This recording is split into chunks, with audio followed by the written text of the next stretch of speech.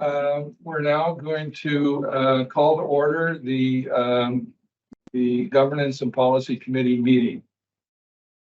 And we'll have our communications play the acknowledgement of the traditional lands. The land upon which we work, live, and sustain ourselves is the ancestral and treaty lands of the Michizagig Anishinaabe, also known today as the Mississaugas of the Credit, the rightful caretakers and title holders of this land. We also recognize the rich pre-contact history and relationships which include the Anishinaabe and the Ongwe Hongwe. Since European contact, this land continues to be home to Indigenous and non-Indigenous peoples. As responsible community members, we value the diversity, dignity, and worth of all people. Colonialism displaced and dispossessed Indigenous peoples of their ancestral land and continues to deny their basic human rights, dignities, and freedoms. We are committed to learning true history to reconcile, make reparations, and fulfill our treaty obligations to the original peoples and our collective responsibilities to the lands, water, animals, and each other for future generations.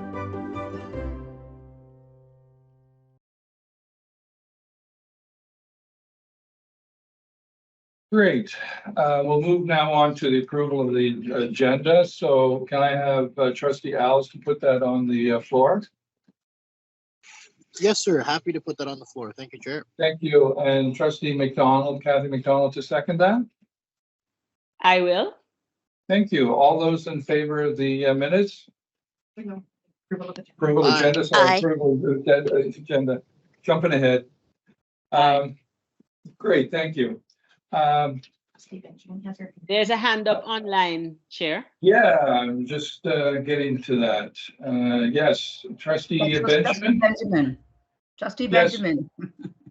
Yes, Trustee Benjamin. Thank you. Okay. Moving on to declaration of conflict of interest. Are there any conflict of interest? Seeing none, we'll now move down to the approval of the Governance and Policy Committee meeting of November 8th. Could I have Trustee Bailey put that on the floor? Yes. And Trustee Alves to second it? Yes. All those in favor? Or I'm sorry, before we go, there's any changes or comments to the minutes before we go to approval? Seeing none, all those in favor of the minutes? Aye. Aye. Aye. Okay, great, thank you. Now we're going to go on to item 6, which we have a delegation regarding the Peel District School Board procurement from vendors, a delegation by Valentina Gregori. Did I get that right? Close enough. Close? Oh, sorry about that. Yeah, no worries. I'm going to turn, first of all, thank you for taking the opportunity to get involved in our committee and delegating and presenting, what you think is very important to you and bringing it to the committee's attention. And I appreciate you taking that time to do that. We will give you 10 minutes to present your delegation. After the delegation, we will then open it up to our trustee colleagues who will then ask questions of clarification from your delegation, and after that then we'll then receive your delegation. Do we have any questions before we start? Sounds good, but can I share my screen, or how does I have a slideshow that I sent along as well, so Mark, don't you have power to make them a presenter? We're gonna have to do it, or it's gonna have to be somebody from legal governance. Okay, we have someone here from legal governance. So what you do is you go on her name. no, but I need to. Oh, I can do it. You can do it? Yeah. Okay, Mark, you've got the power. Okay. That should work now. Okay, Yeah, great, works. are you sharing something now? Because you still see a button. In a second, one sec. Okay. Awesome. So I'll give you 10 minutes and please proceed. Yeah, great. So hello, my name is Valentina Georga. I am currently a student that is studying at Glen Forest Secondary School in the IB program. I wanted to talk to you all today to shed light on an issue that has been affecting me and my peers over the past few years in our high school, and hopefully inspire some change within the board so that we can provide all students with the best experience possible. So, to preface this, due to education cuts, there has been a significant decrease in funding towards schools. Though this may not be directly an issue that this committee can help with, there is a specific policy that hinders a school's ability to make money saving decisions, in turn, decreasing the amount of resources students have access to and worsening the quality of education in schools that are located in less fortunate areas. As you may know, it is mandated for teachers to use specific vendors at times when purchasing some items. These vendors are often prone to overcharging schools and teachers for items they can otherwise get at a much lower price. I wanted to highlight some examples of this happening within my school and other schools in my area. So my first example is the 3D printer in our woodshop room. At the moment, the woodshop slash design room in my school, we currently own a Dremel printer. This is a Dremel is a company, but a Dremel printer, and this is because we were forced to buy it under Peel policy. Dremel is not known for their best for the price, most reliable products, and to buy something within our budget under Dremel gives us a much lower quality product than one of our own choice. As we have experienced teachers and students that have a lot of knowledge in the field of 3D design, if not constrained by this policy, we can get one for half the price that would give us multicolored filament, larger build volume, and more reliability. A similar issue arises when talking about club merch. If collection of funds from students is done through the school, we are forced to use board-approved vendors in order to order shirts, hoodies, and other items. This stops us from using local vendors instead, impacting costs as we also have to pay shipping. Thankfully, within our robotics team, which is one of the teams that I'm a part of in my school, one of the parents of the kids on our robotics team offered to do the hoodies for us, allowing us to collaborate directly with the individual creating it, as well as only charging our students $20 per hoodie, instead of having to account for shipping costs, which make it easily $40. Since Glen Forest is in an area with a lot of poverty, this can help out a lot of kids. What one might view as a mere $20 difference can be a large amount of money to some. And since school is all about making a welcoming, safe environment for all, reducing these costs can bolster values that the board tries to uphold. On the topic of club activities, hosting pizza parties is a popular food choice for celebrations within clubs. Not only are these gatherings inclusive, as we can provide options for those with food restrictions, but they're also perceived as budget-friendly options for schools. However, our experience during a robotics event painted a different picture. Initially, we estimated a cost of $180 with our intended vendor, but the reality hit hard when our supervisors revealed that due to us having to opt for a PDSB vendor, the expense surged to $250. This unforeseen setback was challenging to deal with, especially considering we had previously organized a fundraiser within our school to ensure students wouldn't bear any financial burden. Despite our fundraising efforts, we found ourselves in the red, falling short by $70. On to more examples. A fourth and really dramatic example of overcharging comes up when we look specifically at our taxi services. The blue and white taxi service is the one which my and several other schools use to transport kids to and from school for events and sports games.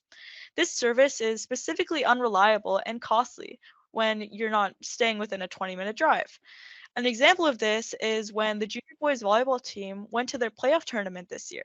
To start, their taxis that were scheduled to arrive at a specific time, arrived 1.5 hours later than expected. As you can imagine, this caused them to miss one of their games, affecting their ranking in the bracket. Along with that, the cost of one taxi was $100, and since they needed 4 taxis, it brought them up to a grand total of $400 for a 40-minute drive. These are unreasonable prices and wait times. And I've had my own experiences with this for my own volleyball games where we would wait 40 plus minutes after a tournament in cold weather just to get a taxi. Buses are another big transportation challenge schools have to deal with. Last year, our charter bus to take around 16 people to Windsor, Ontario for robotics was $9,000. This ride was 3 hours, so it makes sense that there would be a high cost, but this is a cost of $9,000 considering the fact that we were sharing the bus with another school. This led our school to fronting the entire cost of the buses, and we weren't able to take money out of our SAC budget this year. Robotics wasn't able to because they we spent so much money that last year just based off the buses that they didn't want to give us more. My final example is the struggles our English department faces. Oh shoot, I completely forgot to switch the slides. But my final example is the struggles our English department faces when purchasing books. In the past, teachers used to be able to go to outlet stores, buy stuff from Amazon, and a variety of websites when things are on sale and they can get it for cheaper. This would allow them to get enough books for all the classes that would be having the course at the same time, so each student would have a book in their hand. This led to students learning with physical copies that they can annotate using sticky notes and just leading to better learning in general. Now, teachers have to order books that using regular vendors. They provide a 20% discount, but it's still $20 per book. And though this isn't overcharging as its market sale retail price, teachers could have still got books for $5 a book in the past and by just going to like outlet stores. This would allow them to have enough copies for the entire class. Not only is it more expensive, the shipping can take up to 3 to 4 weeks when chapters can do next day delivery, and many websites don't offer hardcovers, which leads to having to get books replaced more, costing even more money. This limits the progressive curriculum that the board wants the students to learn about, as teachers are unable to implement policy and initiatives due to lack of money when replacement is required. All of these things have an impact on both students and teachers. Firstly, teachers are forced to charge students more for participation in extracurriculars, buying items, etc. This leads to individuals who are less fortunate than others to struggle with payment in all aspects of their school lives, stressing out the student and their family. Not being able to pay fees can lead to embarrassment if they have to ask for financial aid. It also makes the school-to-school wealth gap even more prominent. As I've said before, Glen Forest is the third poorest school in Peel. And for example, having to pay $120 like it is in my school to play a sport like volleyball, it's unreasonable.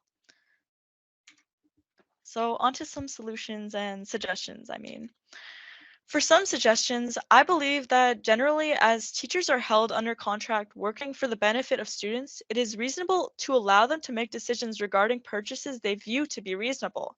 Any obvious negligence of this could be punished, but I highly doubt that this would occur in the first place. For things that need to be consistent between schools, like cafeteria vendors, the board should consider monitoring the prices so that students are not being exploited when purchasing from them.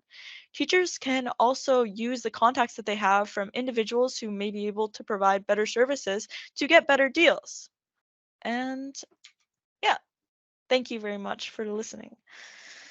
Thank you. I appreciate bringing all of your experiences at Glen Forest to us and presenting them.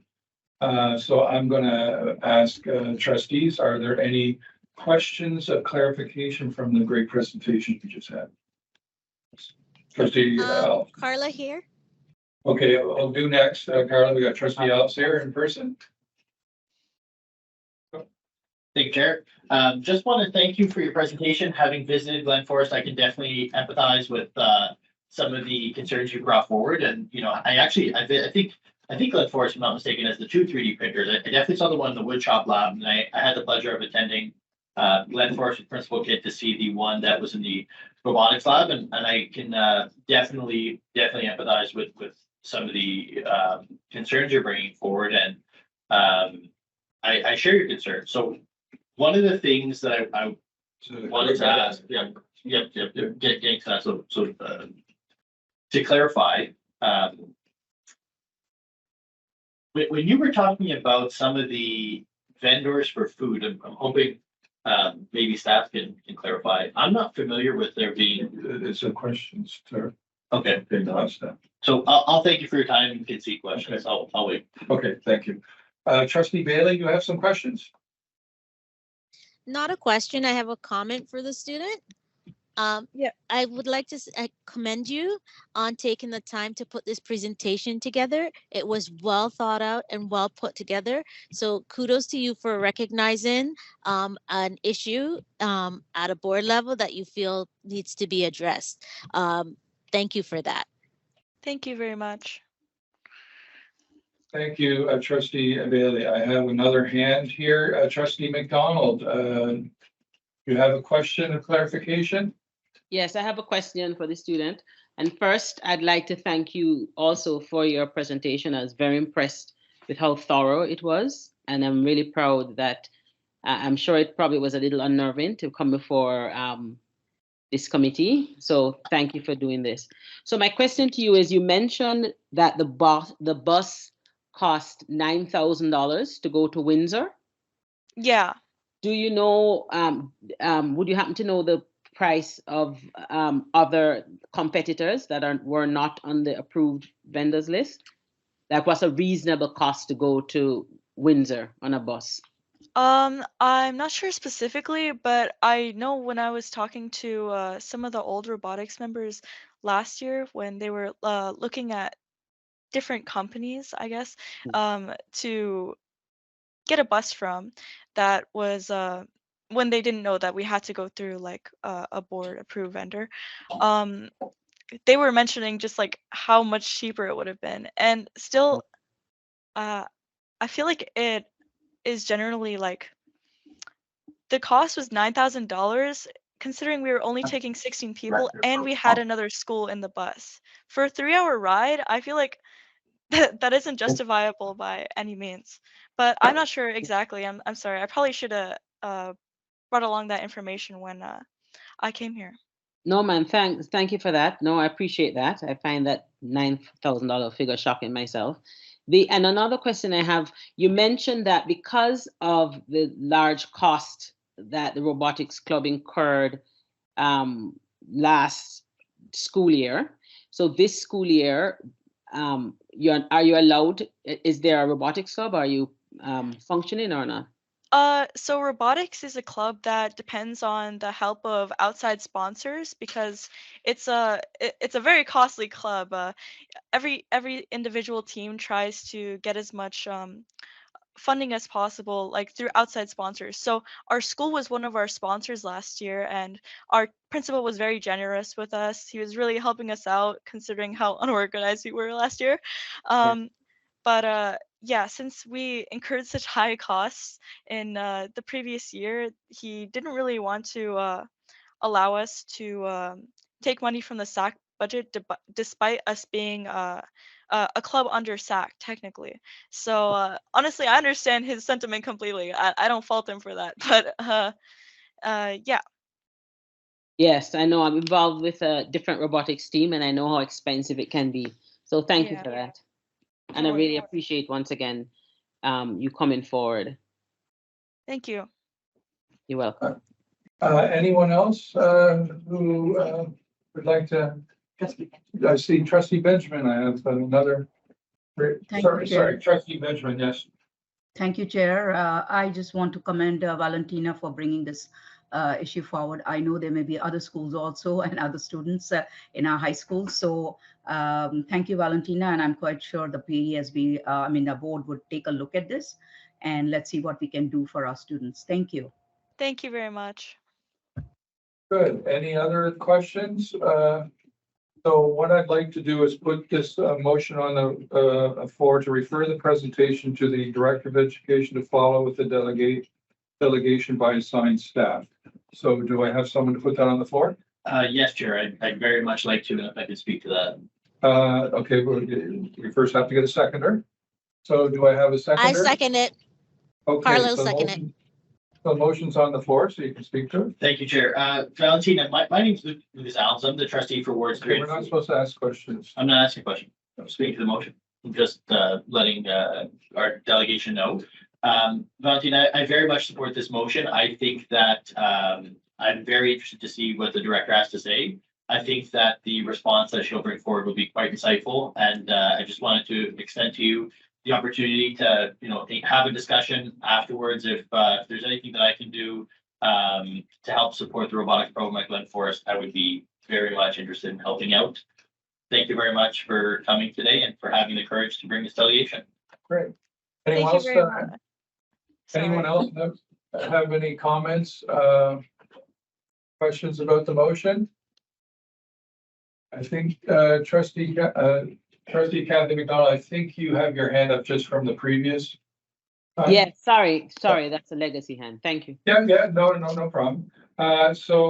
Seeing no other questions, so all those in favor to refer this to the Director of Education? I Aye. hear Aye. Aye. Aye. Aye. So motion passed. So I'd like to thank you for our presentation. So if you heard, we just passed the motion to send this to the director, who will connect with you and provide a response. Thank Do you you have very any questions?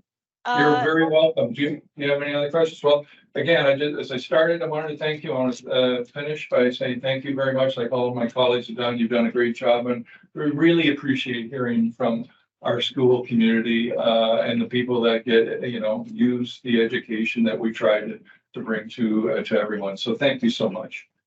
Have a great evening. Thank you, and feel free to contact me anytime if you want to discuss this further or get more information, because I'm always open to it. Have a wonderful evening. Thank you.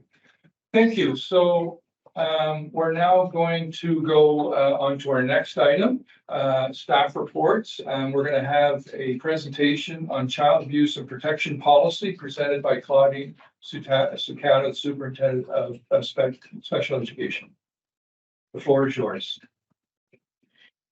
Good evening, and through you, Chair McDonald. It is recommended that the child abuse and protection policy shared with the committee be approved. The PDSB currently does not have a policy for child abuse and protection. The child abuse and protection policy was created to meet the requirements of PPM 9, duty to report children in need of protection, and is supported by the operating procedure SCSS 5, reporting a child in need of protection. Some of the key highlights of the policy include that all PDSB employees and volunteers have a duty to report a child who may be in need of protection. This policy is aligned and supports the principles and expectations of PDSB human rights policy, equity inclusive education policy, the anti-racism policy, and the safe and caring schools policy. The PDSB also recognizes the obligation to disrupt biased, harmful, and unnecessary referrals of racialized students to Children's Aid. This policy directs that no employee or volunteer shall subject a child or student to abuse or neglect. The policy has great community impact as PDSB recognizes its obligation to disrupt biased, harmful, and unnecessary referrals of students to Children's Aid. Staff, professional learning that includes PPM 9, the Child Abuse and Protection Policy, and SCSS 5 will be provided to all student-facing PDSB staff members as a part of our ongoing commitment to the safety and well-being of all students in our care. I'm happy to answer any questions. Wonderful. So could I have Trustee McDonald put this on the floor? I will. Thank you. Trustee Alice will second it. Okay, any comments or questions before we go forward? So we have a motion to recommend that this child abuse and prevention policy attached as the Appendix A be approved. Do I have approval of the policy? Yes, but I have a question. Okay. Yeah. Okay, please do. Chair. Yes, please do. Yeah. Okay. So, so this is the policy that's coming before us. Will we also get to see the operation procedure? Because I have a couple questions in terms of like accountability measures and things like that. So Superintendent. Yes, through you. Thank you. Through you, Chair McDonald. Thank you for the question, Trustee McDonald. The operating procedure is attached as one of the appendices in the report. It has been previously shared with the board formally in April of 2023. But I'm happy to answer any questions of clarification about the approved operating procedure.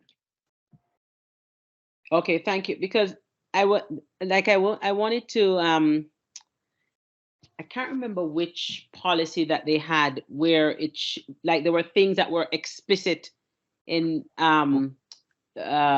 let's say it was found like a staff vexatiously reported a kid. This was the outcome. Like there was right now I can't remember the name of the policy, but it was very I think it was suspension, where there's no real room for interpretation. It's like, this is what happens. These are the consequences when X happens.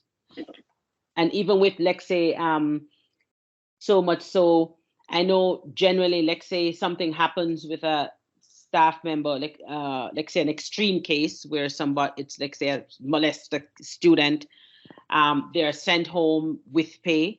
I know in the past, trustees, we have put motions on because it was such overwhelming evidence, like in text, photographs, we would say, okay, we would not send the person home with pay, like terminate immediately. So something like that I was looking to see in a policy, whereas if we had, like video evidence or the person admitted doing it, like this is the repercussion, like explicit kind of instructions. Yeah, thank you. And through you, Chairman McDonald, Trustee McDonald, that is a question of an HR policy, of an assigned to home policy that is done through the Human Resources Department. This policy in hand today is talking about our duty to report any child abuse that we hear about, not that we see from our staff members. So I think you're referencing a different policy, and that's done through an HRS policy. Oh, okay. Okay, thank you. So then, this would sit as you say in the HRS policy? Yeah, so the assigned to home policy is a human resources policy about our process and procedures for how we assign the home, and if it's determined to be with pay or without. That's not outlined in this policy. Point of clarification, it's not a policy, it's an operational procedure. Sorry, operating procedure, sorry, my apologies, thank you. So I understand that Trustee McDonald, when she said policy in HR, it's actually an operating procedure in HR. Okay, thank you for that. Okay, great, thank you. Great, you're welcome. So Trustee Alves, you have a question? Thank you, Chair. Just a clarification for the key highlights. There's just one section that reads, the PDSP recognizes its obligation to disrupt biased, harmful, and unnecessary referrals of racialized students to Children's Aid. I was just confused about the wording of that. So are we seeing too many unnecessary referrals of students or racialized students to the Children's Aid? Is that something we're dealing with now? Is that Yes, historically, we've seen referrals for Black or Indigenous students that far exceed our referrals for white students or other minority groups. That is reflected in CAS data. It is included in the package around some data that CAS has also provided. That yes, we are over referring students. So we have SS5, which is the operating procedure, talks about a level of critical consciousness when making referrals to ensure that they're accurate and aligned with this policy. Got it. And just for my own clarity, so we're saying that the information that was provided to us was illustrating that staff were incorrectly flagging these. Like the CAS came back and said, no, these are flagrant, unnecessary calls in, or were they? So I don't have those statistics right now about what CAS has reported, but we do know there has been an over-reporting. And some of those reports, yes, were not founded. Okay. Thank you. Okay. Trustee Benjamin, I see you have your hand up. Thank you, Chair. I'd like to thank Superintendent Scucato for this very detailed report.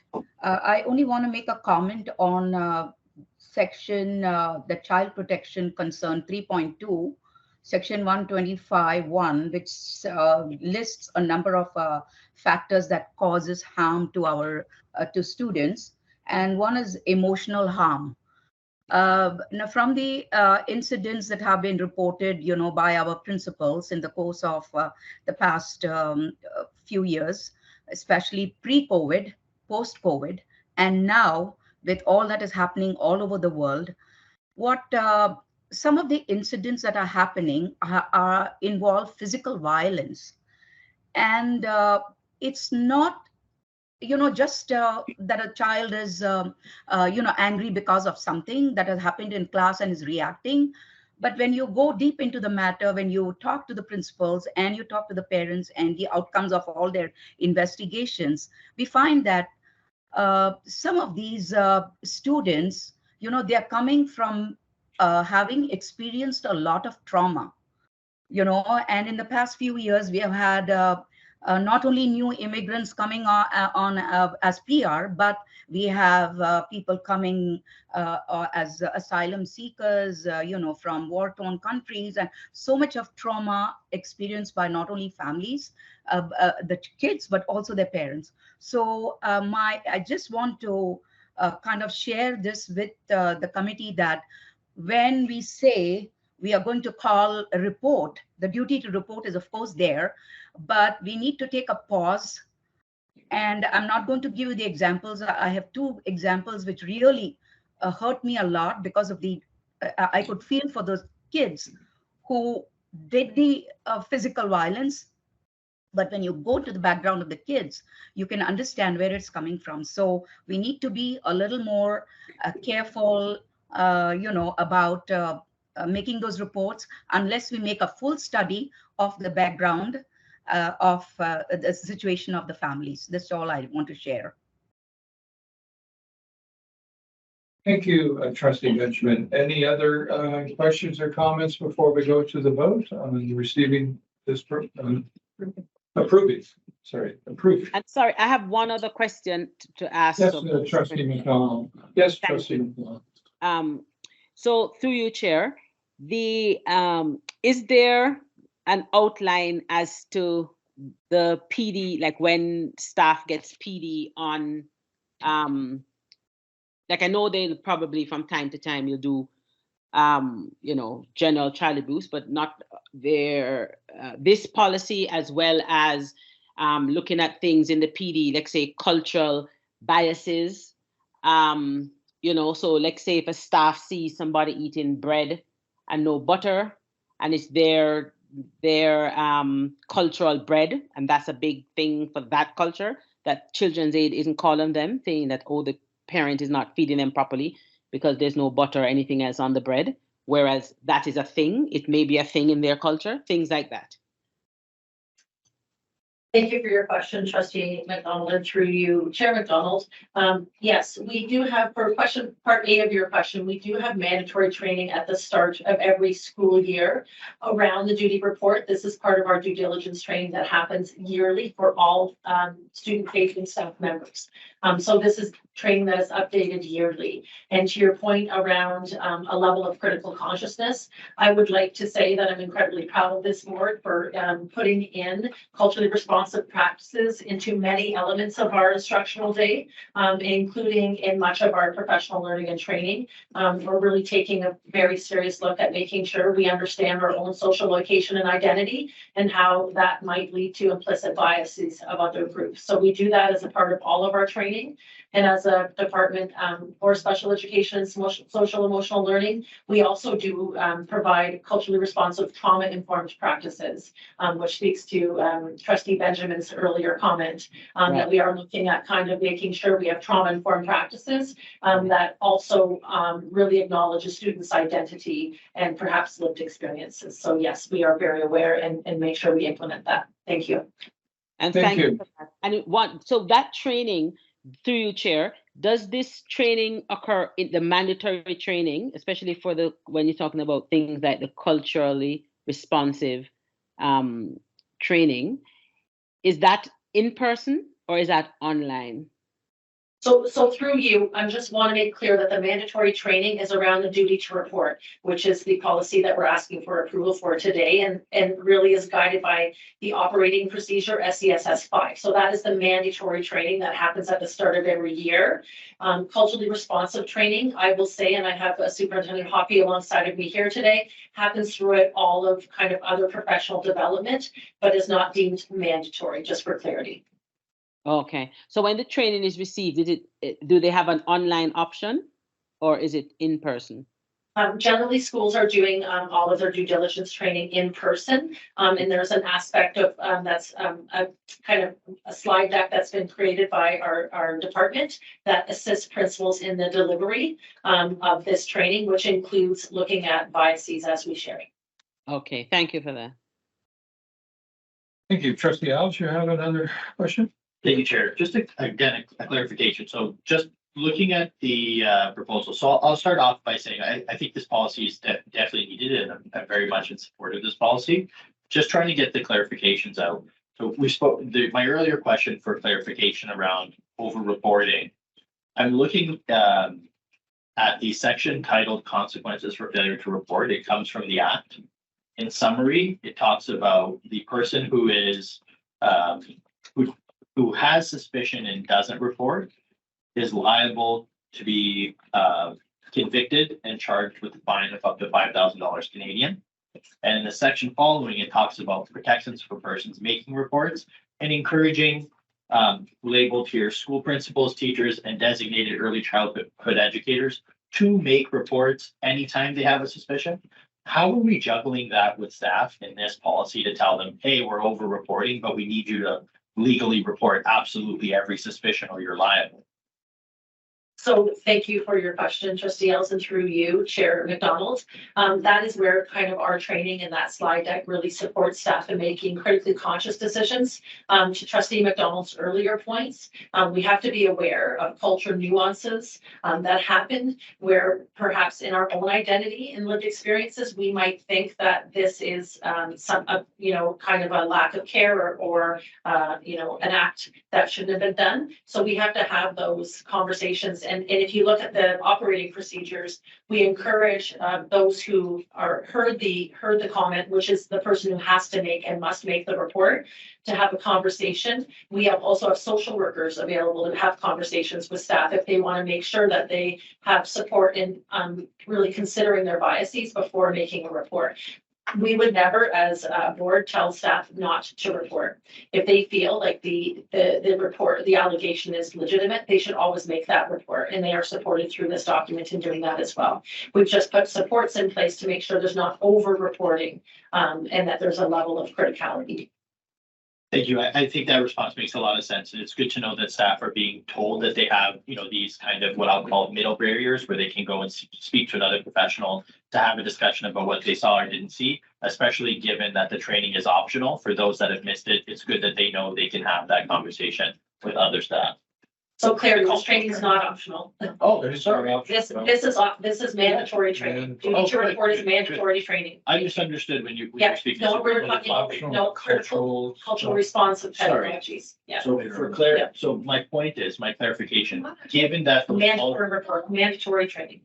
Given that the cultural responsiveness, is that the training that is optional? Thank you, through you, Chair. So that is something that is optional, yes. However, something that we embed within all of our training, so that way, regardless what type of training that somebody's receiving, that those elements are always embedded therein. So that way, it's raising the critical consciousness of our staff members in any and all forms of engagement in terms of their professional learning and their abilities to be able to carry out their duties. Thank you. So that was my concern. Just to clarify, given that it is optional, I'm glad to know that there are those kind of barriers in place in middle ground where staff can say, if they missed one of those trainings or if they didn't pick it up, they can go to a professional to ensure we're not over reporting. So thank you for clarifying. Good. Seeing no hands up, and I have it already on the floor, so we're going to hear it's recommended that the child abuse and prevention policy attaches Appendix A be approved. All those in favor? Aye. Aye, we have it passed. Okay, well, thank you so much, Claudine, and wish you return to your next door event. Other duties.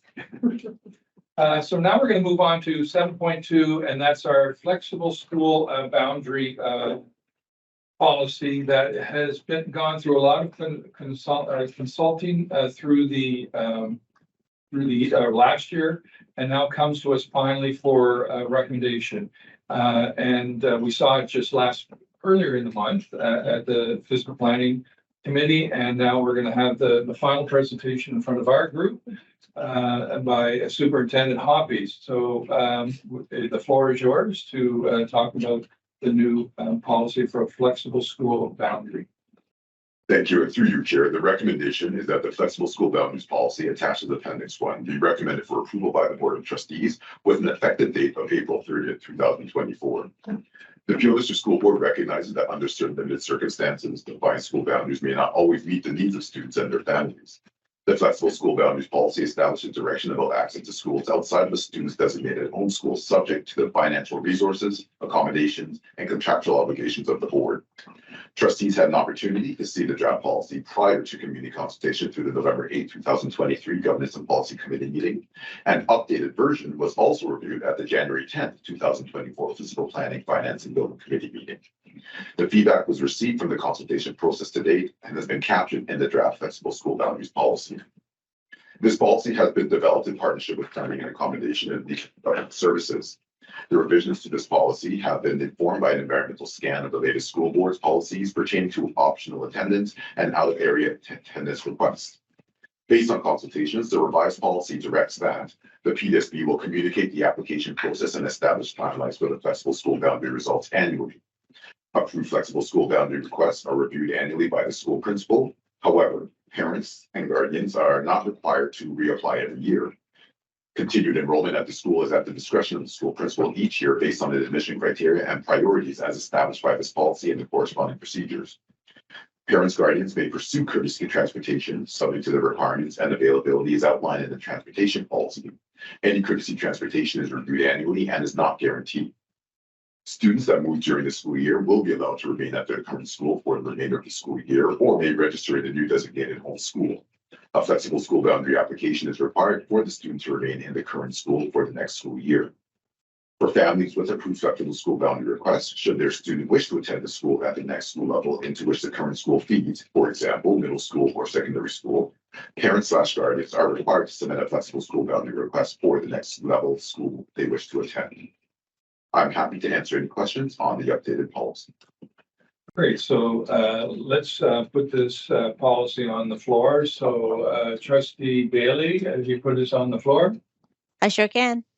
Trustee McDonald, do you second it? I will. Good. So I just want to, before we open up to questions or comments, I appreciate Superintendent Hoppy. He reviewed in the bullet forms at the bottom of the page 3, all the real relevant changes to our previous policy. So I'll open the floor to trustees if they have any questions or comments.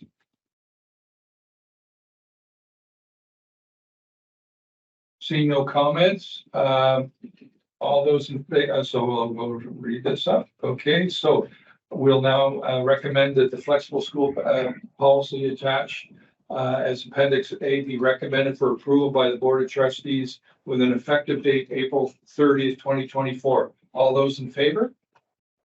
Aye. Aye. Aye. Perfect. We have it approved. Thank you so much, Superintendent Hoppy. Thank you. Now we're going on to procurement. Excuse me, Chair. Yes, please. Can I Yes. ask you a question regarding please. this item? So this, we heard a delegation, right? Is it possible that we could postpone this until we get a response from this amazing students delegation? Because this is for us to approve.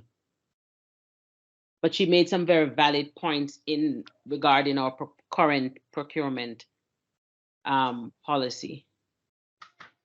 And I'd like to honor. So following the rules of governance, when this comes to the floor, you can put a motion on the floor to defer it. And you'd have to have a seconder and go through it. And I don't want to make any comments, but that's the process and how you would do that. Okay. So could I do that? Could I put a motion to defer? Well, first of all, we have to hear it. And then let's go through the process of understanding the policy. And then after it's completed, then I'll turn it over to, open trustees putting motions on the floor. And if we have a motion on the floor to defer, if you're saying, then we'll go through that and talk to it and then vote on it. And if that passes or fails, then we go on to, the next item based on that. Okay? That's the process. Okay, thank you. You're very welcome. So I'm going to turn this policy over to our Wendy Dobson, who is the controller of corporate support services, to present the policy, and then we'll open up to questions and comments, and then we'll talk about any motions from there. Okay, the floor is yours. Good evening. Can you hear me okay? Absolutely. Thank you. Thank you. Good evening. And through you, Chair, in your package this evening, you will find the procurement policy report and the revised procurement policy as attached as Appendix 1 in the package. The procurement policy has been revised to align with the updated broader public sector procurement directive, which will be effective January 1st, 2024, and highlights the following changes within the policy. The policy commits Peel District School Board to social procurement, environmentally responsible purchasing, and ethical supply chain practices. The policy also outlines the guiding principles for contract approvals, contract signing, and contract management responsibilities. In addition to the highlights, the policy establishes clear expectations in how to address conflict of interest in procurement and contracting activities, specifically around PDSB employees, not to be PDSB vendors. The purchasing policy has not been reviewed since 2015, and the current policy does not align with a number of regulatory changes and procurement expectations. The revised policy has incorporated feedback from various Peel District School Board internal stakeholders, including equity, Indigenous education, school engagement and community relations, research and innovations, financial support services, facility and environmental support services, and legal and governance services, as well as public consultation. We are happy to take any questions you may have. And just to let you know, I am joined this evening by the Manager of Purchasing, Lisa Leshak. Thank you. Great, thank you very much. So let's put this on the floor. So Trustee McDonald, do you want to put it on the floor? Sure, certainly, I will. Okay, and Trustee Alice, you want to start? She wants to defer it. She shouldn't move. Okay, so she should do that? I thought you can put it on the floor and then do anything later. No. Okay, sorry, I apologize. So we're not going to put it on the report on the floor. Okay, stop. Okay, I apologize, I'm messing the rules up here. So Trustee McDonald, you wanted to defer this. So this is where you get to put a motion of deferral, if you wish. Thank you. So I would like to put a motion to defer until so section 7.3 until we get a response from the Director of Education to the delegation of Valentina Gregory. Thank you. Do we have a seconder? Can I ask this question before I second it? Yeah. No, we're not allowed. So the process is, just I'll have a comment from our governance officer. Seconding a motion does not necessarily mean that you agree with it and does not compel you to vote for it. It just is a way for the motion to be discussed. So if you feel that there is something to discuss, we can second the motion. If you feel flat out that this should not be deferred, then don't second it. But if you want questions and comments and discussion, then it can be seconded. You're not compelled to vote in favor of the deferral. Right, and I'll just add to that. Okay, and I just want to add to the process. So, the seconding just opens it up so we can have a discussion, which you can discuss the opposite to the motion. And so that's one thing too, but another thing is to put it on the floor or not. So we have it now on the floor. So the person who has put the motion on the floor gets to speak to it first. So Trustee McDonald, you get to speak to this for 5 minutes, if you need it, on why you would like to defer this policy. No, I don't need 5 minutes. I just think based on the delegation that we heard that was presented by Valentina Gregory a few moments ago, and we had a motion that was approved to get a response from the Director. I just think it would be prudent before we approve this procurement policy that we hear the response from the director or the director's office to the delegation that we received today. Okay, thank you. A lot of good points that were raised. Thank you. Yeah, thank you. So Trustee Alves, you want to say something? Thank you, Chair.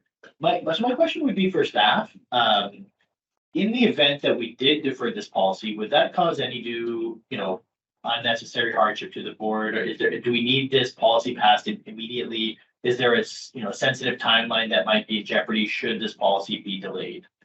And I'll say, considering delaying it, I think Trustee McDonald made a great point. I very much appreciate our student that came forward with the delegation. Valentina made some wonderful points that I'm very much looking forward for our director responding to. So just like to know if there's any undue hardship to delaying or if there would be any impact, any timelines. I'll start. Thank you. And through you, Chair. Only the fact that there are some regulatory pieces that are in procurement, broader public sector procurement guidelines that are effective January 1st, 2024, which is, 23 days ago. There is that piece that is in the policy that would need to be approved, but I will pass it over to the manager, Lisa Lishak, if she has anything else that she'd like to add. Thank you, Wendy. Through you, Chair, I agree with what Wendy just said. The current regulations that has a different procurement thresholds than what is included in the board policy. So we would like to update this policy to make them consistent.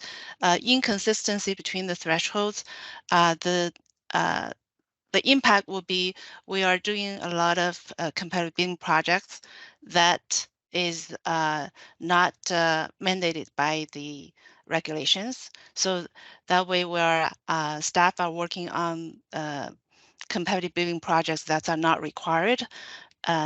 So many of the other projects that we could have been worked on would be potentially be delayed. That's what I see one of the impacts. Thank you very much. I think that's valuable information. I think that perspective is greatly appreciated. And I think, for those listening online, moving forward could potentially, negatively impact a lot of these competitive bidding processes. And I don't think I'd want to be responsible for that. And I also think that, because our committee meets once a month, there's always the opportunity to look at a policy or what have you following the response from the director. So just want to thank staff very much for that clarification. Greatly appreciated. Thank you. Any comments from other trustees online? Yes. Through you, Chair. Trustee Bailey. Yeah. Yes. I understand what Trustee Alves is saying, but if we're going to be revising a policy, wouldn't we want to make sure that we're taking all aspects of the policy into account? Because the student, Valentina, did raise some very valid issues that should probably be addressed in procurement. So I do agree with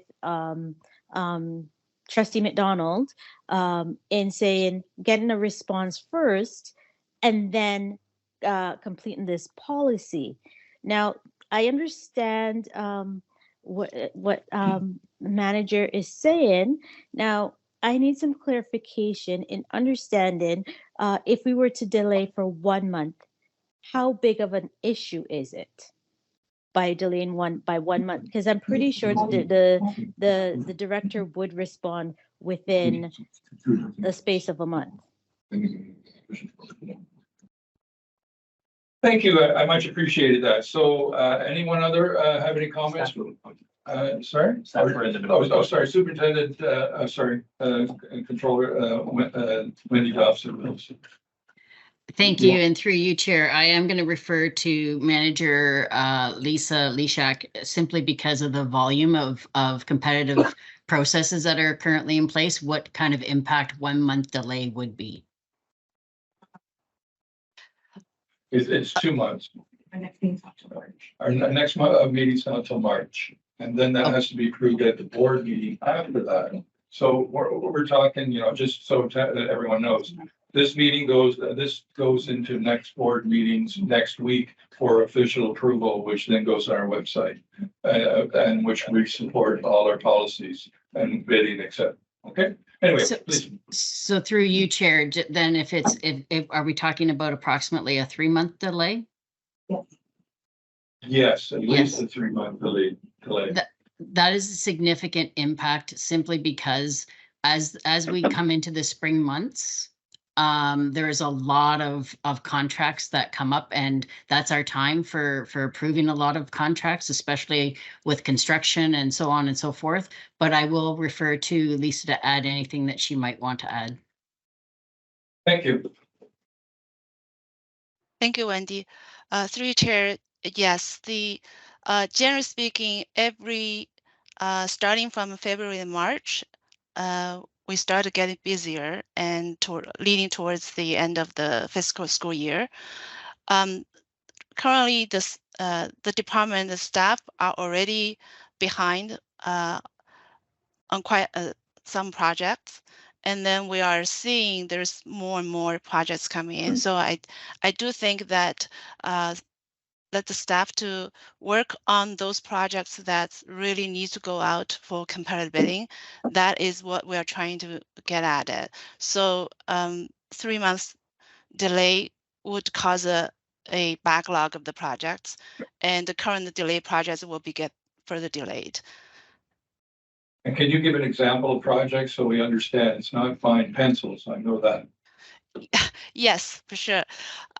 So for example, a contract expires at, let's say the end of January. They should have been re-tendered probably at the end of November and December, the latest December, but we currently aren't able to get to those projects. So the contracts have already expired, and the staff has there will be a gap in between the contracts because we don't have new contracts to replace those expired contracts. So that will causing issues for operational side of things.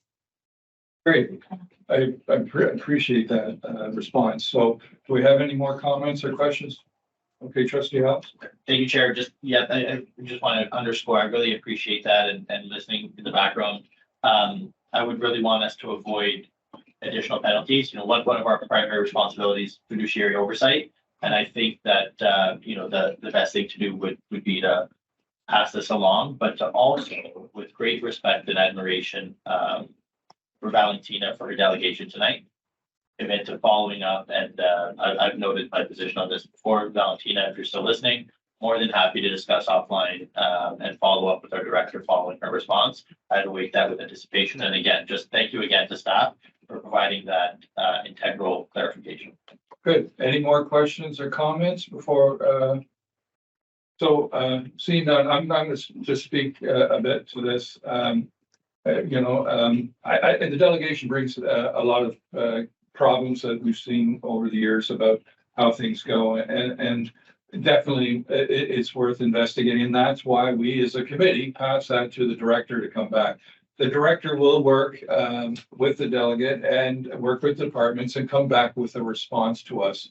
We don't know what that response will be. It could change our policy here, or it could create a whole new policy about how we deal with student funding and allocation of resources and et cetera. So not knowing that future, I think this is, as we just heard from our esteemed colleagues in purchasing, and I feel that in engineering, it's very contract driven, it's very litigious. We have to get things going. And we have a huge organization. When we talk about contracts, it's busing contracts, it's printers, it's computers, it's keeping the lights on, it's everything. So that needs to follow the regulations that our government has in place. So that's why I would recommend passing the policy. And when this report comes back from the delegation, then we say, okay, maybe it deserves an amendment or rethink to be added to the policy. So as I say, let's keep the lights on. push this policy forward, and when things come more clear in the future with the delegation response, we can then amend. And that allows us to do both our traditional responsibilities, Trustee Alistair. So saying that, I'd like to put this on the floor to vote. We only have four for a vote for deferral to the next Governance and Policy Committee meeting. So we have 4 people right now. It makes quorum for the committee. So I'd like to have the voting for the deferral. All those in favor? Sorry, excuse me. Can I ask a question before I like to close it? Yeah, please do. Yeah, thanks. So based on what the staff is saying, they're saying that if it's not passed and is delayed up until 2 or 3 months, that is going to cause unnecessary undue hardship to the organization. Is that what they're saying? I see Wendy Dobson shaking her head yes. Through you, Chair, yes, it would cause undue hardship in administration and backlog to get through our current contracts and tenders. Okay, and then can I ask our governance, Catherine Lockyer, a question? If yes, so in the policy, so I had a concern with the policy itself. So right now we're just only dealing with the deferral, but I can speak to the policy after this deferral. Correct. Is that correct? Correct. Yes.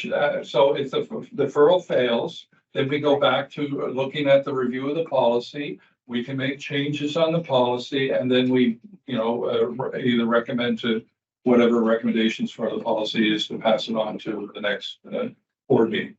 Okay. Okay, and the other question I have for our governance person is, because I know, okay, so when you approve a motion, right? We have to wait another year to revisit it? Or will we, when we get the information from the director, be able to make changes or amendments to this policy that is passed, if it's passed as is?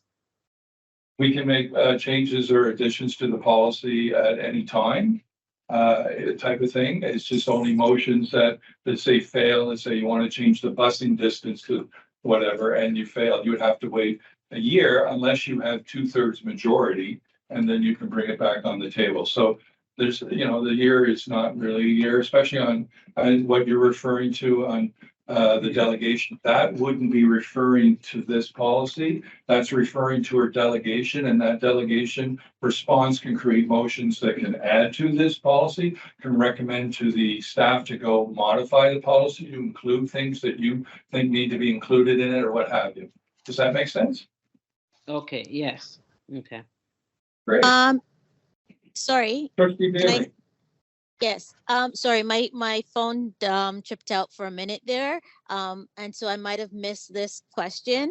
So I apologize in advance if it was already asked. Would it be possible to amend Trustee McDonald's motion to approve this on a condition that it is brought back after the director responds? Can we do that? No. So deferral it has to be based on the deferral. You're changing the complete stuff, so that would have to be a separate motion. What you can do, even when you approve this policy, what you want to make it include. Now, again, you can't, and I'm just having the governance counselor here agree to that. So you can't modify that motion to as you said. Sorry. Sorry, I missed that part. You can't amend the deferral as you've indicated to how you would like it deferred based on the response. No. I said to change it.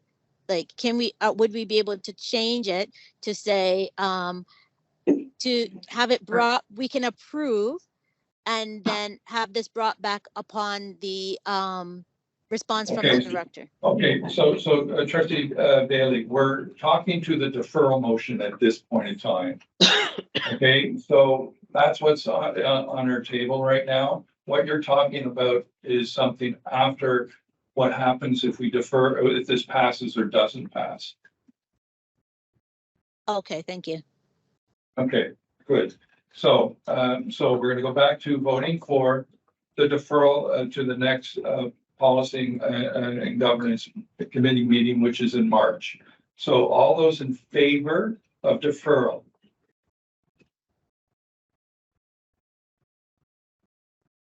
I see no in favor of deferral, so the motion fails.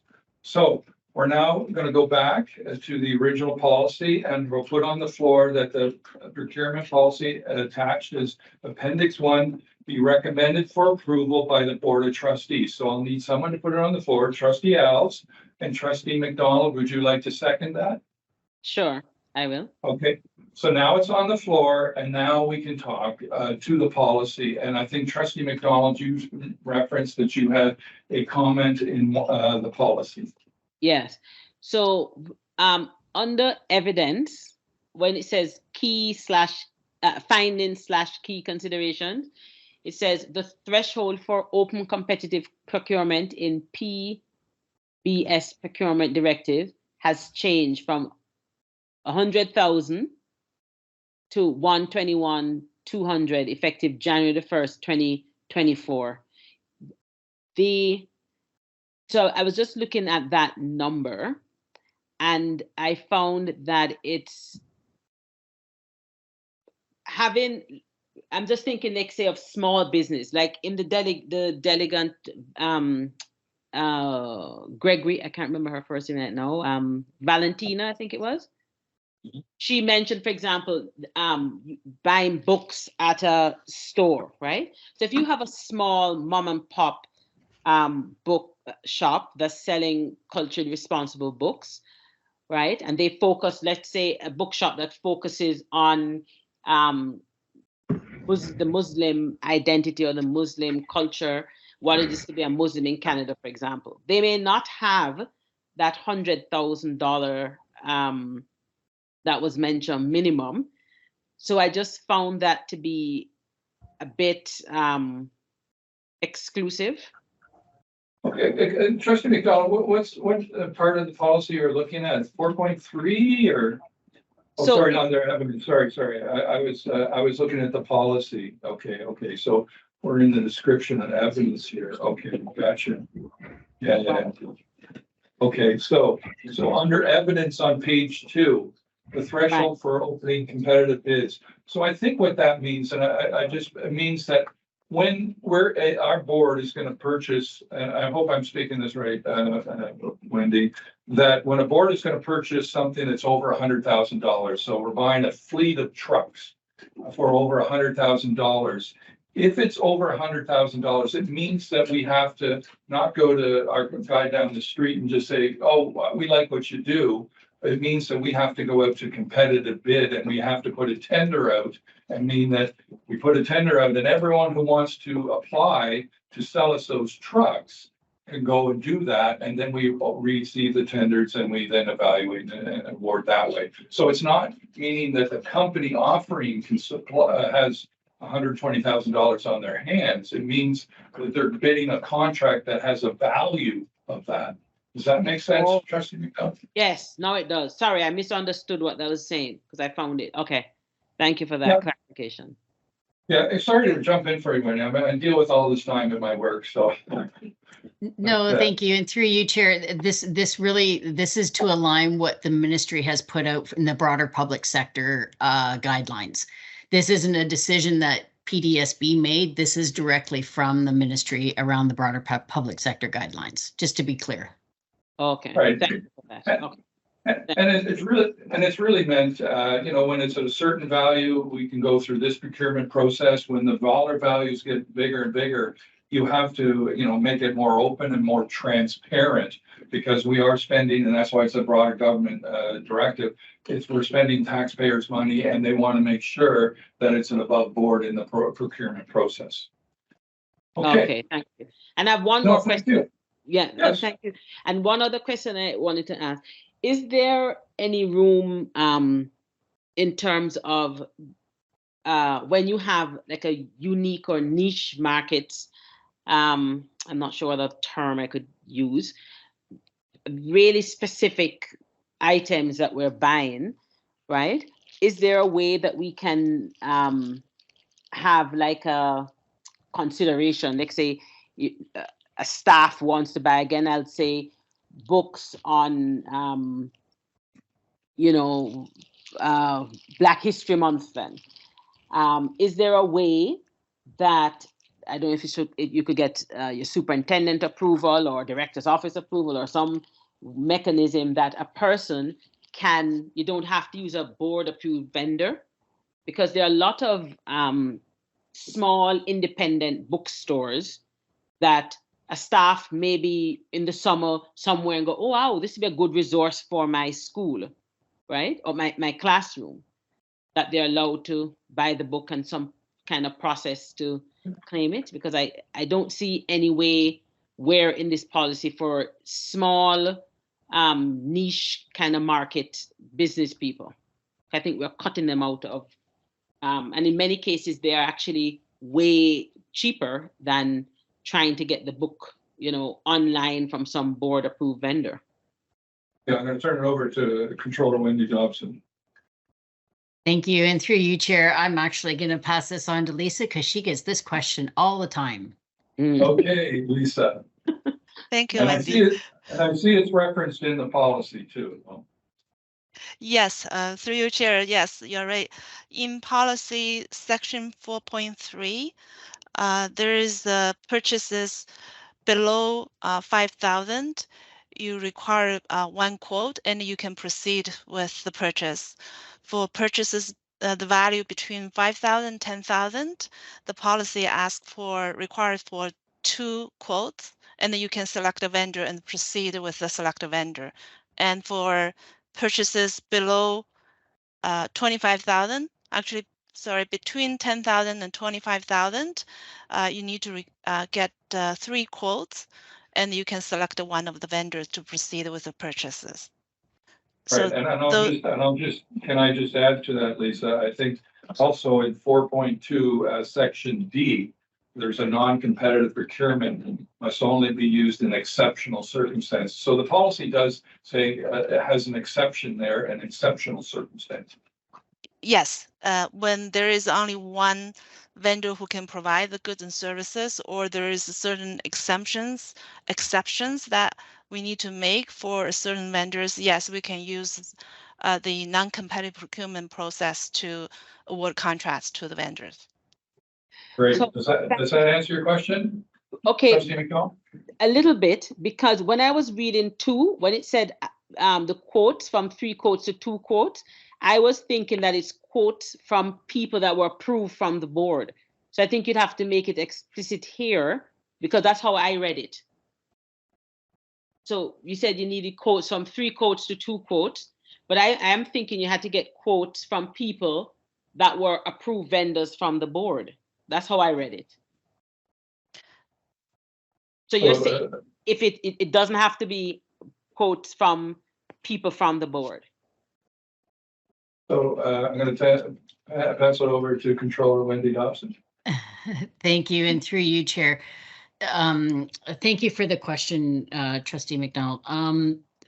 So no, approved vendors for the board you don't get quotes from them. This is if you want to go outside of the approved vendors for the quotes for a particular service, right? So we already have negotiated, so purchasing has already negotiated contracts and, excuse me, set rates for our current vendors that we have that are pre-approved, right? This is if you want to get quotes for services or for goods and services beyond our approved vendors. However, our approved vendors should be viewed first to see if the product is available under our current vendors. Lisa, is that a fair statement?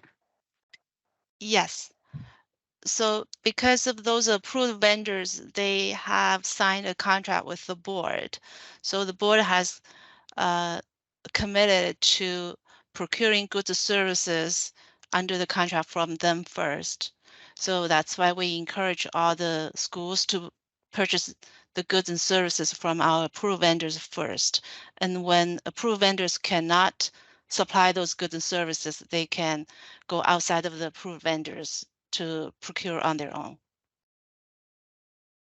Okay, so, well, the way the policy is written then, I think there's a lot of confusion within staff, because this is a question as a trustee too I get all the time.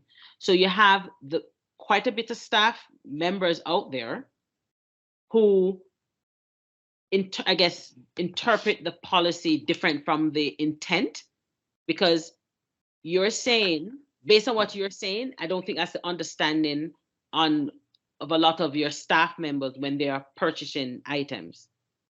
And also, I know it has been mentioned to me in the past too. So you mentioned, Lisa, that if you have to go to the approved vendor first, but there are cases where a musical instrument, for example, the approved vendor could provide it, but it might take them a year because they have to order. They don't carry it. They could source it and they will get it. Whereas you have people right in the GTA that can provide that same instrument on the spot, right? So, and to the specifications of what the teacher wants, right? And for example, I'll give you an example, a steel pan. So you have little imitation steel pans that you can get at approved vendors can sell. But if you want an authentic steel pan to form an authentic orchestra, right? Then that's the approved vendor, they don't carry those in stock. So staff would say, well, they can't get it. So I think the way this is written, this policy, could be confusing because there are staff people that are confused in terms of, when they want to purchase these, what I call niche, not sort of the everyday items, how you go about doing it. And let's just summarize this question before I go to Wendy or Lisa.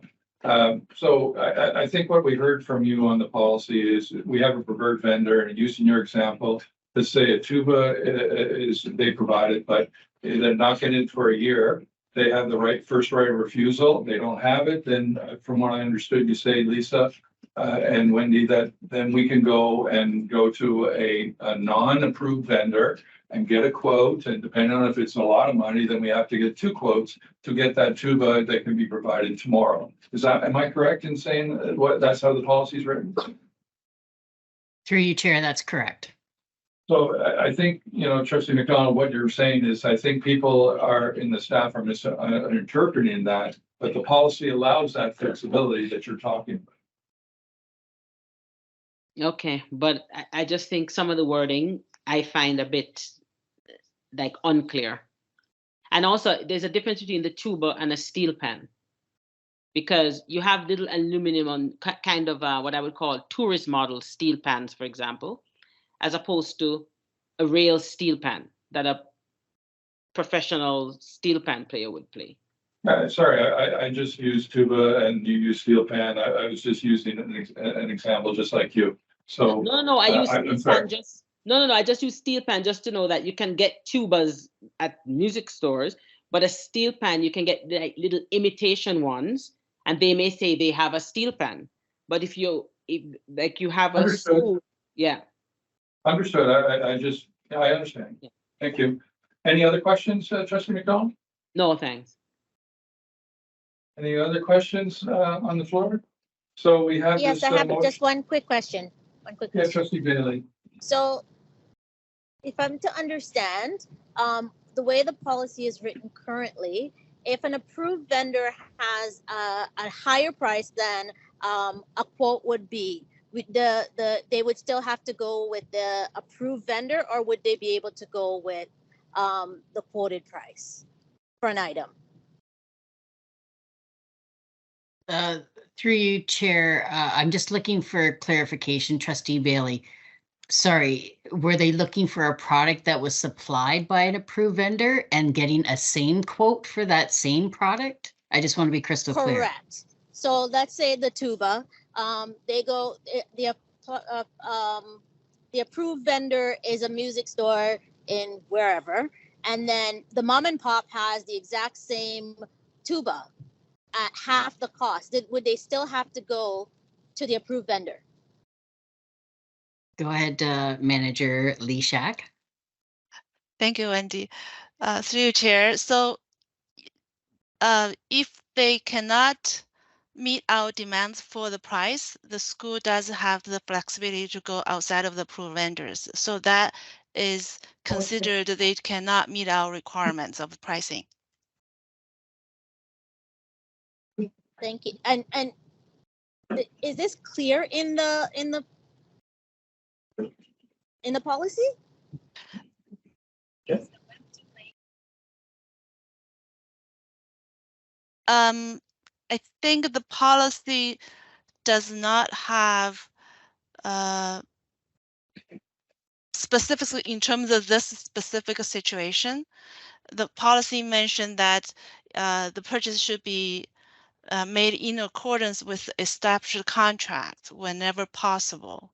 So there are more specific information provided to schools and staff in operational procedures and guidelines. Okay, so that's covered in the operational and guidelines side of things. Okay. Does that answer your question, Thank Trustee you. Bibb? Yes, it does. Okay. Thank you. Perfect. So Sorry, I'd like could to, you repeat that for me, please? Because now Yes. I'm really confused. Trustee McDonald, So- yes? Yeah, with the tuba example that Trustee Bailey just said. So the approved vendor has a tuba at twice the price of a mom and pop shop. So the teacher can go to the approved vendor and then tell them that if you don't meet this mom and pop shop's price, then we will go and buy it from the mom and pop shop. Sorry, I will volunteer. Yeah. Yes, through the chair, the answer is if the school determines they are of the exact quality, and then the price is the approved vendors cannot match the price that they received from different vendors, yes, school can go outside of the approved vendors because that's considered not meeting our requirements. Okay, thank you for that. Through you, Chair, if I may. Yeah, Controller Wendy Dobson, yes? Thank you. Through you, Chair. And just to be clear, the policy is the policy, but there are very explicit operating procedures that align with the policy to provide schools more detailed information of how to go about, processes and things like that when it comes to ordering. So just to clarify that. Understood.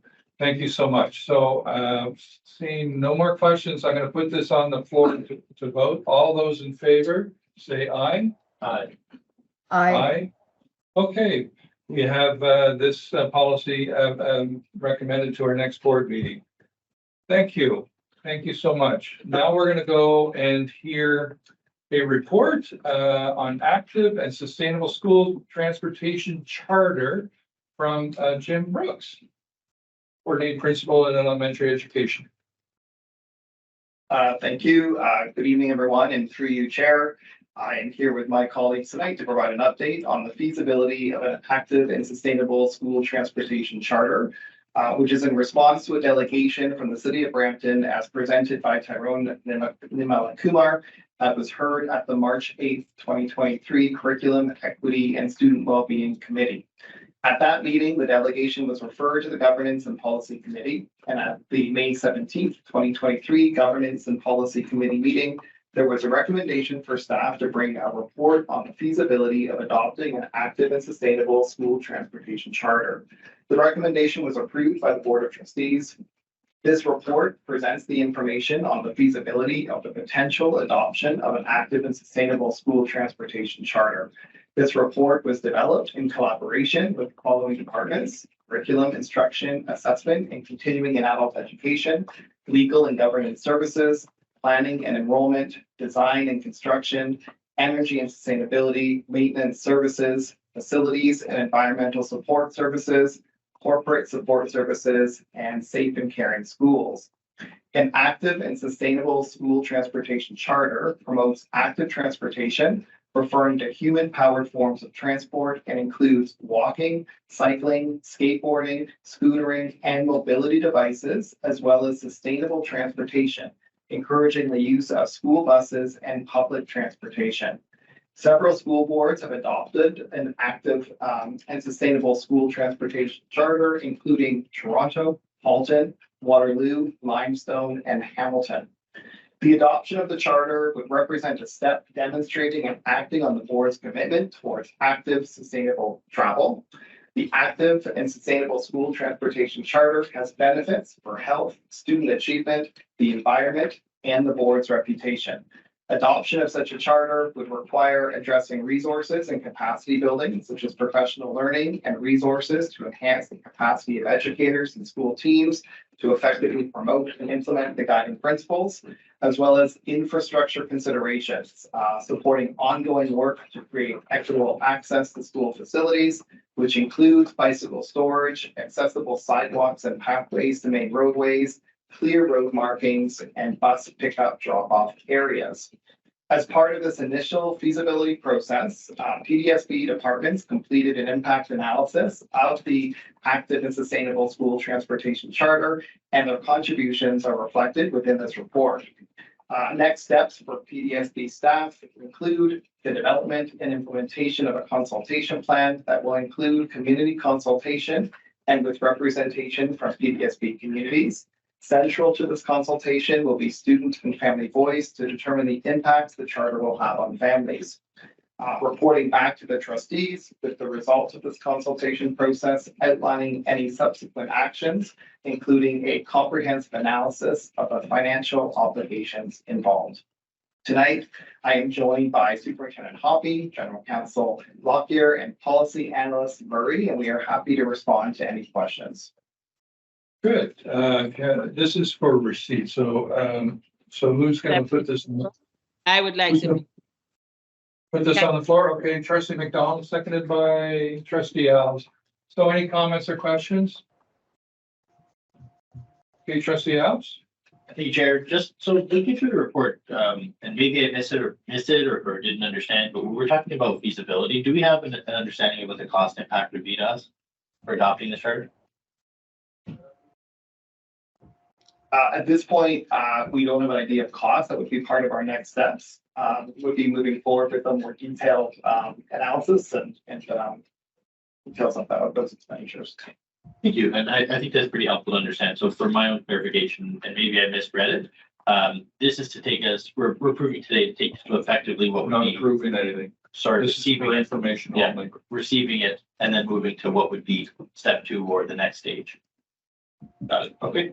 I don't have any further questions. Thank you. And thank you for providing the report. Quite fulsome. Any trustees online? Trustee McDonald, do you have your hand up? Oh, sorry, that was Legacy hand. And thank you for that report. Okay, see no questions. All those in favor of receipt of this report? Aye. Aye. Okay. Aye. Okay, we have this receipt. Okay, we're now going to go into item 8.1. 8.1 is the from communications, a memo proposed school year calendars. Who's going to be presenting this? So is it just someone who's here for? I don't see Associate Director DeSilva here, but I can speak to it. Okay. If you'd like, through Yes, you, please. Mr. Chair. Each year, the school works on a variety of dates that are set out by the ministry, as well as dates that we have for professional development, et cetera. And bearing in mind the regulations of the number of days that for instructional opportunities and the Christmas break and winter break and March break, et cetera. Each year, we're to consult with the unions and the trustees and a variety of organizations, including staff, to set the calendar each year. And then once approved by the trustees, it goes to the ministry. It goes to the ministry by the 1st of March. So we're consulting with trustees now through to today, and we're in the process of doing the other consultations that are required. And it'll be before the board for approval at the February board meeting, right before the deadline in March. So if there are any comments from trustees, whether you have them tonight or later on, you can provide them. And Thank you. Thank you. Superintendent Hoppy may have additional comments. Thank you. After you, Chair, just also in terms of that consultation, I do know that Associate Director De Silva also consulted with our co-terminus board to make sure that there was confirmation and alignment in terms of the scheduling, et cetera. So I read in the news that we changed our calendar this year for a PA day because of the eclipse. So I don't know if it's relevant to ask the same question, but it is. Shouldn't that go through board approval? The approval of the board through you, Mr. Chair, thank you for the question. The approval given by the trustees is to submit the calendar to the ministry. The ministry is the one that actually approves the calendar per se. And the ministry, we did seek some input from the ministry for changing the PB date. And there are a lot of other boards who are actually making that change as well. And it's because the eclipse has, yeah, and it'll be darkness at dismissal time. So just curious though, who requested it? Did we requested it? Through the ministry. Yeah, so does that, to my original question, is that supposed to come through the board for that request? Or is that an operational thing? Or to be technical? That's a good question. Technically speaking, maybe we should have, but I do know that we did let the trustees know through a memo that was emailed to all of the trustees before it was communicated. Okay, I must have missed that, because I just read in the news and I go. Oh, no, there wasn't an email. We absolutely brought the trustees into it before we announced it to the public or to parents. Okay, much appreciated. Thank you. Much appreciated. Okay. So this is just for receipt. Yes. So have trustee Alice put it on the floor, trustee Bailey to second it. All those in favor? Yes. Oh, sorry, before we go there, before we go to the ayes, go to trustee Alice. Sorry, Chair. So I just wanted to follow up on your question. So I did receive the memo, but I didn't realize we're going to be given the opportunity to speak to it or to be in opposition or be supportive of the PA day change. So what's the technical implication? Like, are we supposed to be approving that as a board of trustees? Thank you for the question through you, Mr. Chair. I do not believe that it is a technical requirement that the board would have to approve a change in the calendar once it's been approved by the ministry. I will undertake to look into that for sure, and we will be very carefully wording the recommendation for approval at the February meeting. That will be subject to change of the for the director for these kinds of circumstances. That was my only question. Thank you. Thank you. Okay. Seeing, trustee Benjamin, you have your hand up? Yes. Oh, sorry. Yes, thank you, Chair. Can you hear me? Yes. I just have a question. If a community event, like let's say it's organized by the city of Mississauga, where all the trustees are invited, and this, the timings clash, is there any way in which we can request that the committee meeting scheduled for that day can be postponed, because we have to be present at that meeting, and we would also like to attend the board, the committee meeting. So is there a procedure, or we just request the chair of the committee? Yeah, so I'm gonna turn that over to our governance officer. Thank you for the question through you, Mr. Chair. There are two separate calendars, trustee Benjamin. The calendar that's before you now is the school calendar that talks about the balanced calendar for some of the schools. It talks about the secondary schools and the elementary schools. It talks about PD days and the holiday schedule. The calendar that you're referring to with board meetings is the trustee calendar.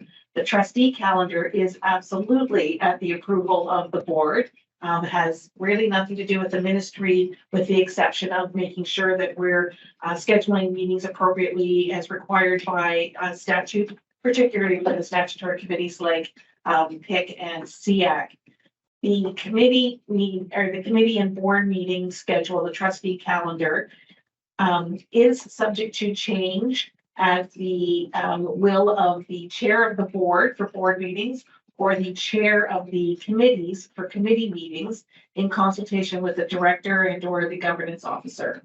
So there is flexibility to change meetings when necessary of the board and of the committees. However, the calendar before you now, that if there's any feedback, we can take it back, is in relation to the school year calendar as opposed to the trustee calendar.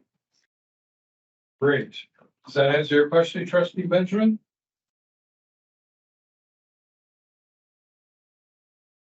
Okay, I assume so. I think she's lost. I don't see her online anymore. So all those in favor of receipt of this proposed calendar for 2024? Aye. Aye. Okay, we have it passed. So now we're going to go over to item 8.2 on the memo for D2L Brightspace implementation. Do we have someone going to presenting that? Yes.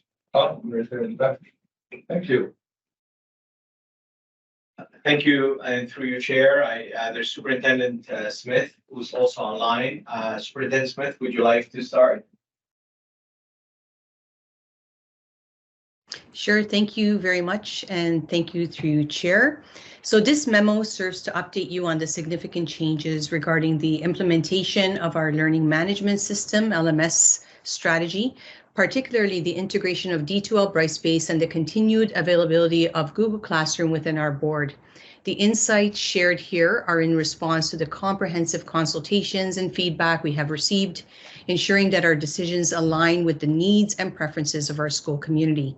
We're here to inform you that, contrary to our previous deadline of September 2024 for the complete shift to D2L Brightspace, Google Classroom will remain accessible in the PDSB through the 2024-25 school year. Yeah, the same motion on the floor. That's an important motion. I just not just say the same thing as motion on the floor, but I'll record. Sorry, we were just talking technical. Thank you for that update, Superintendent Smith.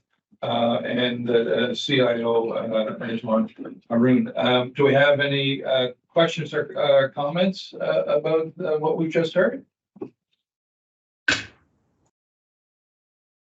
Do I again have to put this on the phone receipt? Okay, so Trustee McDonald puts it on the floor. Trustee Alves seconded. All those in favor? Aye. Aye. Aye. Okay, thank you for the presentation. We're now going to go on to memo 8.3, policies pertaining to the trustee elections. So I'll turn that over to the governance officer. Thank you very much. And through you, Mr. Chair, at the last Governance and Policy Committee meeting, there was a request to provide to the committee the election policies. So these policies are reviewed once per term. They were put in place before the last election. And so I've provided them to you today through this memo. If you wanted to take a read of them, and if you have any questions or comments, please provide them to me. They will be on the work plan to review in the year before the election as well. But if we want to do that earlier, we can do that at this time as well. Thank you. Okay, Trustee Bailey, you're going to put that on the floor? I will. And Trustee McDonald, second that, please? I will. Thank you. Any comments or questions about this information presented by the governance officer? Just to be clear, we can send, through you, Chair, we can send the governance officer all of our thoughts and questions prior to when this is going to be going out. Is that what she's saying? Thank you for the question, and through you, Mr. Chair. Yes, that is correct. We can consider that the trustee consultation on the policies. And these policies are particular to trustees. So the main consultations will be by the trustees themselves. So absolutely, you can provide me any comments. Thank you. Any other questions? Seeing none, all those in receipt of this information? Aye? Aye. Aye. Aye, Aye. perfect. Aye. Thank you. So now we're going to the agenda item number 9. So that's a motion presented to us, notice of motion last board meeting by the chair, Chair Green. And so we have this motion here. So do we have someone who will put this on the floor? Trustee Alves, and another trustee to second it? I can second. Yeah. Okay, trustee Bailey can second. So now we have it on the floor. Does anyone want to make any comments or questions about this? Oh, I thought we did. He put it on the floor and seconded. So as the mover, he gets to speak. Yeah, so he gets to speak first. So, sorry. So now we're going to open it up to people who talk, but the mover gets to talk first as part of our process. So trustee Alice, what would you like to say? Thank you, Chair. So happy to put this on the floor, given Chairman Green wasn't able to join us today, but I think.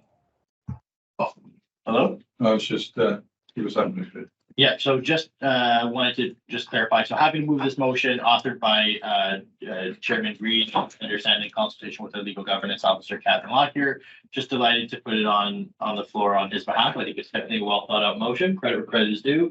Thank you, Mr. Chairman, for working with Councillor Lockyer for putting this together. Great motion. Happy to support it. I certainly hope that my colleagues will support it as well. I think that the current, what I'll refer to as best practice amongst ourselves when conducting official business with constituents within and out of our elected ward boundaries is well reflected on websites when it comes to listing our schools to reduce confusion amongst constituents, parents, staff, and students. So thank you very much. Great. Any other comments or questions?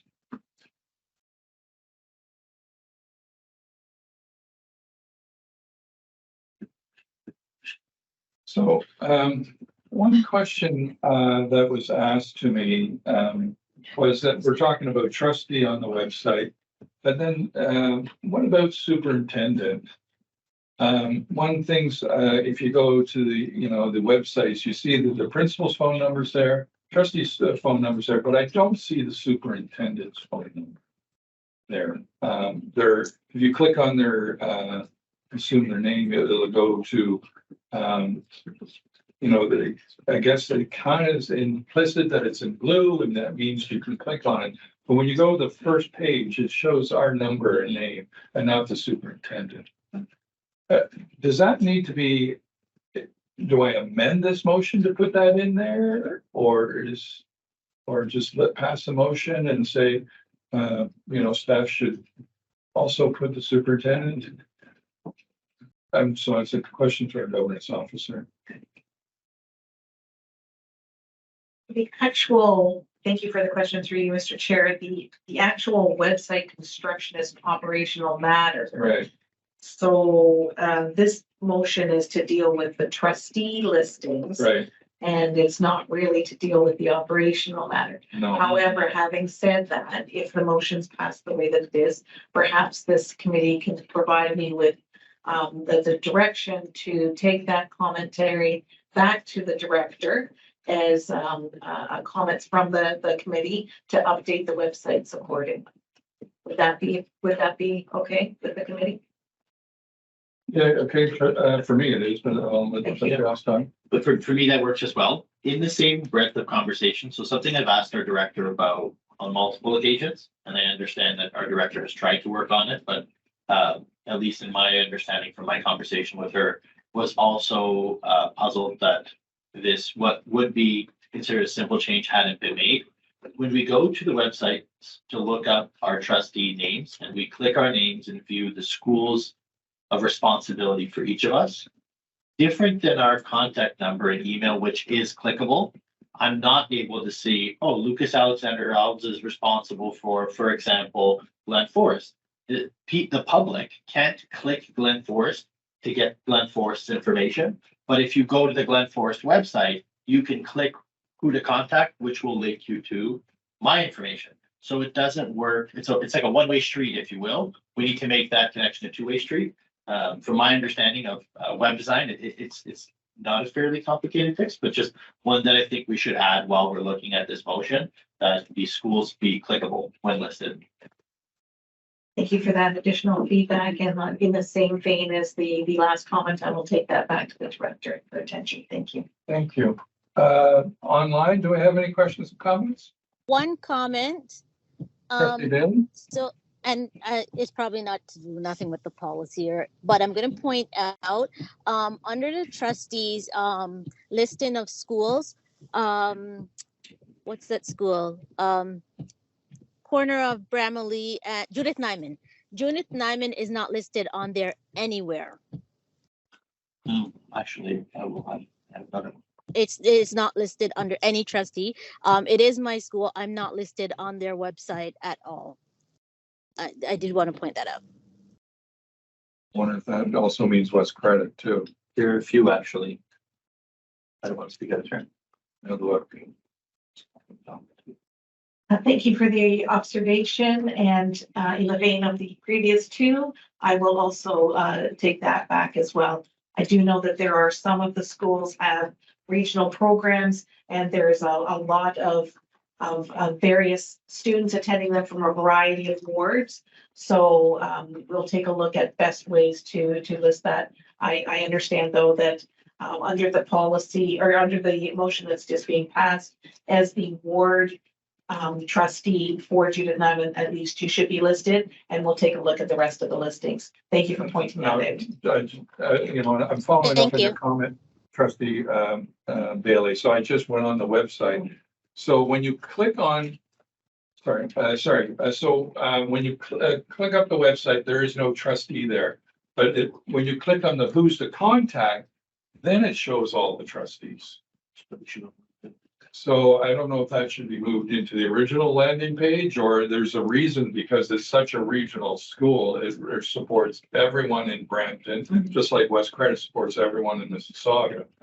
It's like a mail. So anyway, so it is kind of there. It's just, it's not on the first appearance there. It's like that for all schools? Sorry, Chair. Sorry, I apologize for the interruption. I don't mean to speak out of turn. You're absolutely correct. And it's actually like that for all schools. If you look up Glen Forest, my name won't appear. What will appear would be who to contact. Upon clicking who to contact, then our name becomes apparent. Once you get to that page, you look at any one of our names, the 12 trustees. Under them, those schools are not clickable. They're not hyperlinked. So there's that. And then to Trustee Chairman McDonald's earlier point, it's not just Judith Nyman, and Trustee Bailey flagged this. It's not just Judith Nyman. The name of the school is escaping me. It's a school that exists in Trustee Jeff Clark's neighborhood of schools. Minister Lecce graced us with his presence in 2023. He visited us as a new school, and some of these schools don't have trustees listed on the website at all. They don't have any mention of us. So I think maybe an audit, for lack of a better word, would be good. If we're looking at this already, two birds, one stone, just go through every school.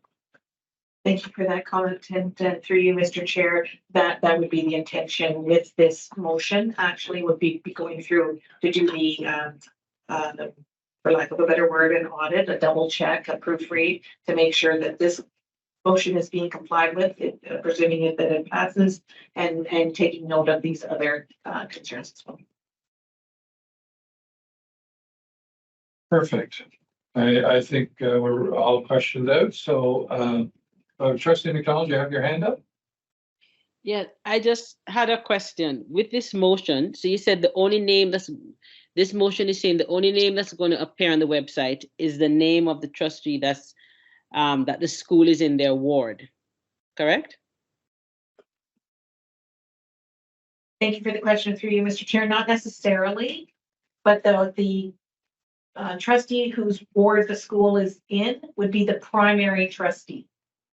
But wards, other trustees whose constituents, students attend the school would be secondary trustees, so that if they were contacted by their constituents, they would work together with the primary trustee to resolve the issues. But the primary trustee would be the trustee in whose ward the school is located. Okay, Thank you. Great. Okay. See no questions. All those in favor? Aye. So we have Aye. we have a passed motion. Perfect. So I think that brings us to the end of our evening. So let's go to, there's no notice of motion, so we're gonna go to adjournment. Trustee Ellis wants to put this on the floor. Trustee McDonald has a hand up, so you'll second it. All those in favor of adjournment? Aye. Aye. Aye. Great, thank you.